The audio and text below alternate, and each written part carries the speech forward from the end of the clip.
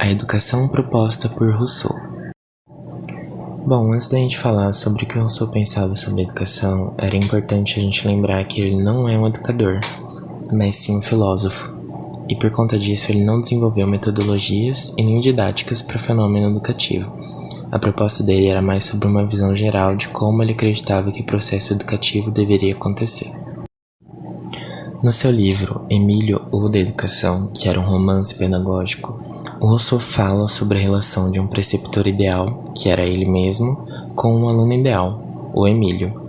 E essa relação tinha o intuito de preparar o Emílio para não ser corrompido pela sociedade, porque de acordo com Rousseau, o homem nasce bom, mas a sociedade o corrompe. E aí qual era a proposta do Rousseau? Afastar a criança da sociedade desde o seu nascimento, porque só assim seria evitado que essa criança fosse corrompida com as opiniões e paixões dos homens. Mas é importante a gente lembrar também que todo esse isolamento proposto por ele é hipotético, e tem um trecho que eu vou ler que vai elucidar isso melhor.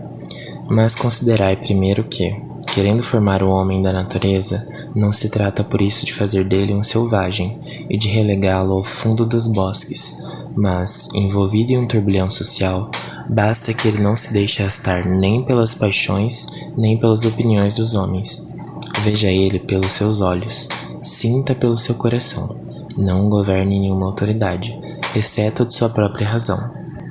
Então o que ele sugere, já que a criança não vai ser literalmente isolada da sociedade, é que essa criança seja educada de modo que ela tenha autonomia para pensar, para enxergar as coisas da própria forma, sem ser influenciado pelos outros.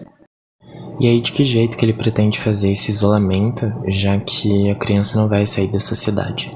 Dando um respeito à infância, que naquela época não era muito comum, porque as crianças eram enxergadas como mini-adultos. Eles não tinham esse lugar de diferença.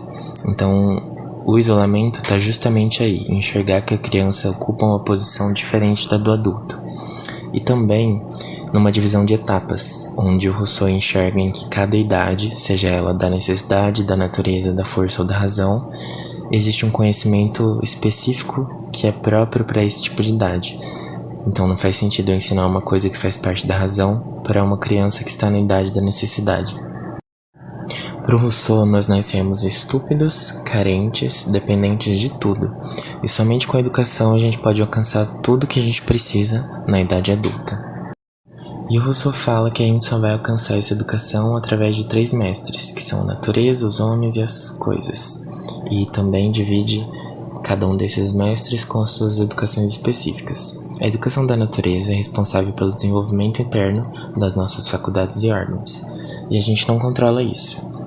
Tem a educação dos homens, que é aquilo que a gente aprende a fazer com o desenvolvimento dado pela natureza, que é a educação que nós controlamos, em teoria. E tem a educação das coisas, que é a aquisição de experiências que temos sobre os objetos que nos afetam, ou seja, o meio e os objetos à nossa volta, e a gente controla eles em parte.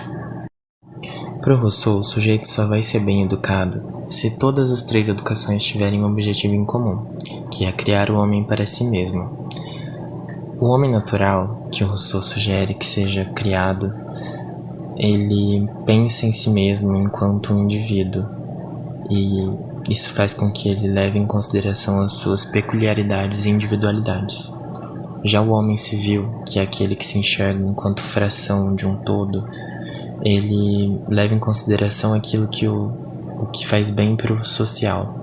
E não que isso não deva ser importante, mas é que uma coisa vem antes da outra. Primeiro eu preciso me enxergar enquanto pessoa, para só depois então poder fazer parte de uma sociedade.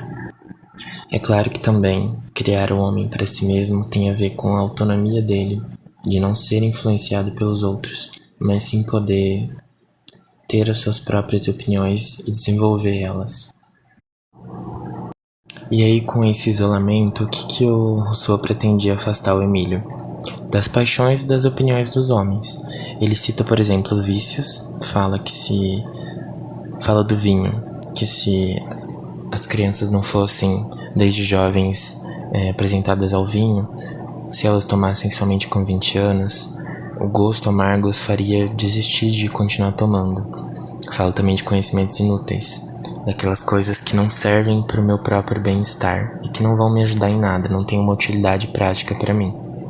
Fala também do homem racional, que é o que as escolas naquela época do Rousseau tentavam construir nas crianças. Uma coisa de pensar apenas tentar assimilar todas as ciências ao invés de incentivar a criança a pensar primeiro. E também essa valorização da decoração ao invés da curiosidade, que lembra um pouco a crítica que Paulo Freire faz à educação bancária.